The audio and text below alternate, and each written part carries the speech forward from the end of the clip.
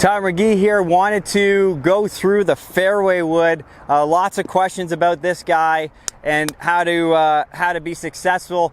Trends that I see when people are trying to hit this club. Typically what I see is, because it's on the ground and it's a wood, it's very easy for people to think that they have to hit down on it to make sure it gets up in the air. So I usually see it's a bit steep when they start coming in, and as they're coming through the shot, they're gonna have to stand up a little bit. Sometimes that causes a little bit inconsistency with contact. I think one of the most important things with this is making sure the ball position is in the right part of your stance, so you don't have to work to get to the attack. Okay, so when I'm getting set up there, if driver's off left heel, about a ball inside driver, and I am okay for some players to just make sure they get the nice hit, to have it just a little bit back of that position, believe it or not. One that will typically encourage them to not have to go that way to get the hit. If they can stay sort of on the inside and make sure they just keep swinging through it, they should be able to pick that ball off the turf nicely. So another thing to trust is, as you're coming through, you still want the club to swing, okay? So don't resist the club head swinging when you have the fairway wood in your hand. With driver, a lot of people say, oh, I hit my driver great, but I have a tough time with the fairway wood. One, it's on the ground, so your attack angle is going to have to be a little bit negative versus the driver being positive, okay? So how the club's traveling into the ball.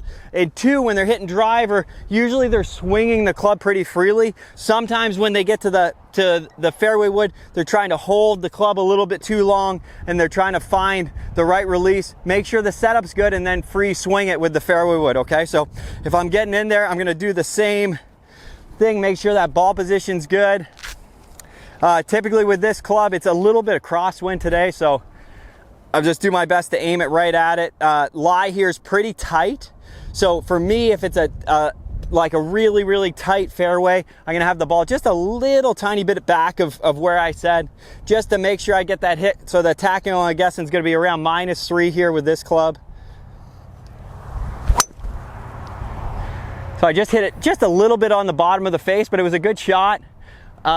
I think it was a little bit because of the lie, because I still had 3 degrees of attack angle, so enough. You can see the spin rate's a little high there just because of where I hit it on the face.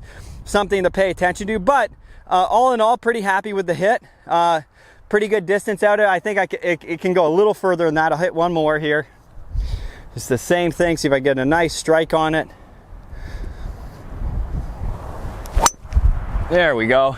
That's hit more in the face, more in the middle of the face. You'll see the spin probably drop here on this one.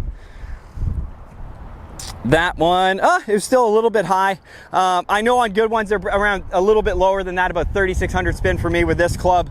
On good ones, a little bit downwind today, that ended up going 301, so it's nice when that does that. But obviously, whatever distance you hit it, as long as you can hit it solid and you can get that ball to go where you want, it's a great tool to have, especially if you're playing longer courses. You got to use it on par 4s, or sometimes on shorter courses on par 4s off the tee. So use that. Those ideas around the setup, I think, is very important with this club, probably more important than any other club in the bag, making sure that ball position is where you are so you can free swing it with the 3-wood.